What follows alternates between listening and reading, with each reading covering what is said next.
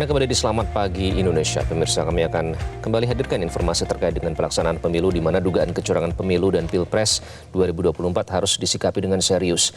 Di akar rumput, gerakan masyarakat sipil semakin masif seolah tidak sabar menantikan hak angket segera bergulir di DPR untuk membuktikan adanya penyimpangan pemilu oleh penyelenggara pemilu maupun pemerintah.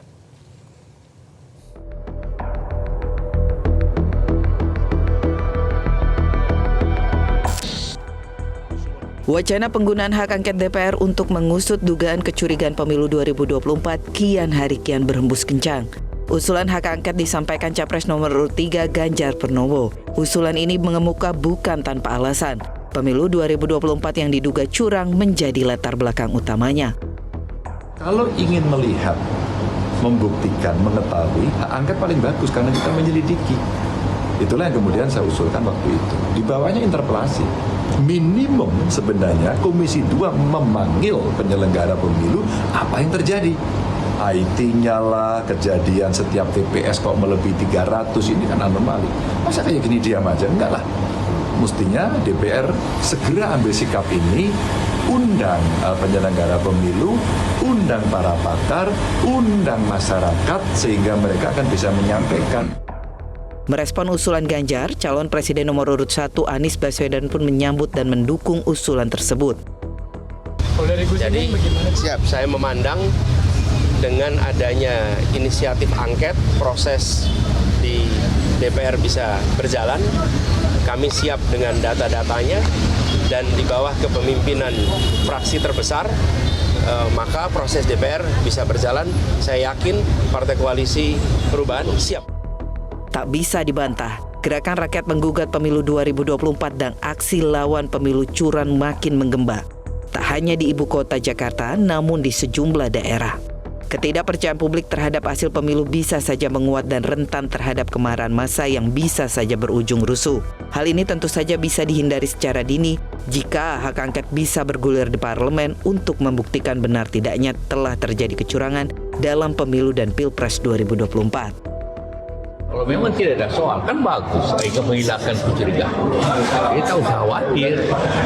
Bagi yang menuntut kalau hasilnya bagaimana, itu kan juga baik. Dia tahu usah kita langsung juga apa-apa. Kalau memang tidak ada apa-apa, ya jalan aja, jangan khawatir. Ya kan? Jadi kalau memang tidak apa-apa, hanya menjadi klarifikasi. Terkecuali kalau memang ada apa-apa, ya orang takut biasanya.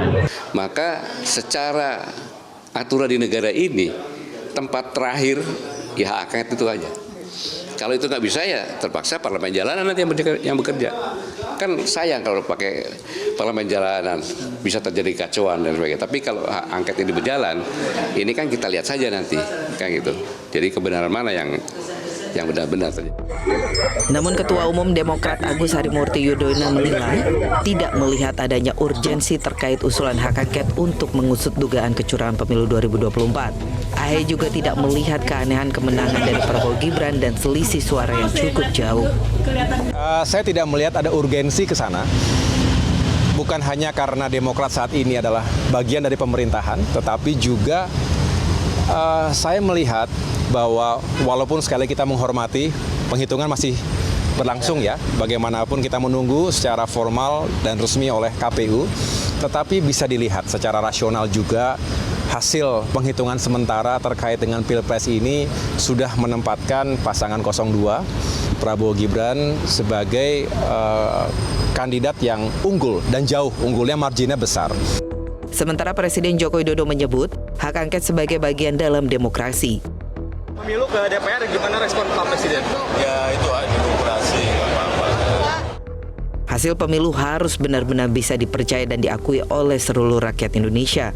Meski tidak akan mampu mengubah putusan KPU dan MK terkait dengan hasil pemilu dan Pilpres, namun hak angket untuk membuktikan kecurangan pemilu 2024 sangat urgen untuk dilakukan. Tim Liputan, Metro TV. Jelajahi cara baru mendapatkan informasi. Download Metro TV Extend sekarang.